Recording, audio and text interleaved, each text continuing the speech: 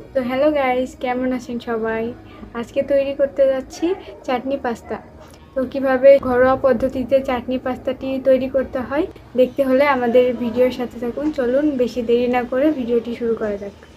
তো পাস্তাটি বানাতে হলে সর্বপ্রথম একটা পাত্রে পানি নিতে হবে। পানিটি হালকা একটু গরম হয়ে গেলে তাতে তেল দিতে হবে, তাতে সামান্য একটু লবণ দিতে হবে, তারপরে কিছুক্ষণ অপেক্ষা করতে হবে। 1 minute later. পানিটি বলক হয়ে আসলে তার মধ্যে পাস্তাগুলো ঢেলে দিতে হবে। তারপরে কিছুক্ষণ একটু নাড়াচাড়া করে সিদ্ধ হওয়ার জন্য রেখে দিতে হবে। তো ততক্ষণ চলেন আমরা চাটনি আর সসের মিশ্রণটি তৈরি করে নিই। তো ফার্স্টে প্যাকেটের চাটনি নিতে হবে, বা আপনারা চাইলে বাড়ির চাটনিও দিতে পারেন।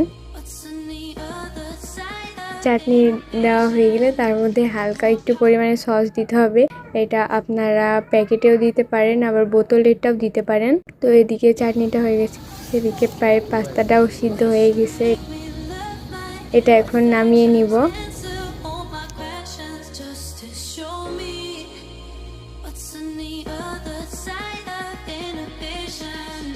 কড়াইটা একটু গরম হয়ে গেলে তাতে হালকা একটু তেল দিব, তারপরে পেঁয়াজ কুচি দেব,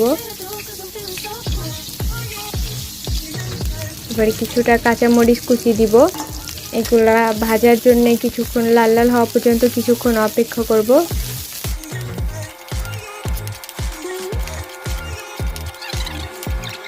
2 minutes later.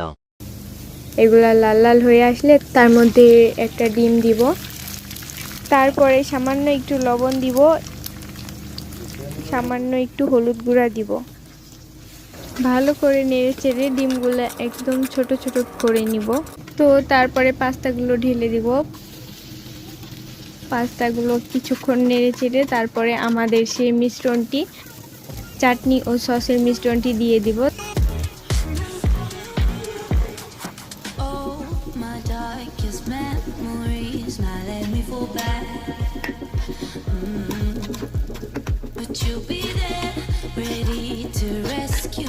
তারপর স্বাদ বাড়ানোর জন্য ম্যাগি মশলা দিব।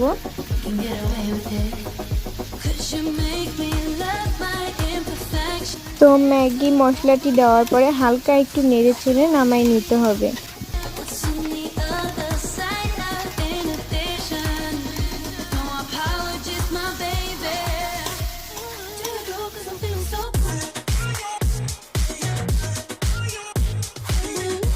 তো পাস্তাটি তৈরি হয়ে গেলে হালকা একটু সস দিবেন যাতে স্বাদটা একটু বৃদ্ধি পায়।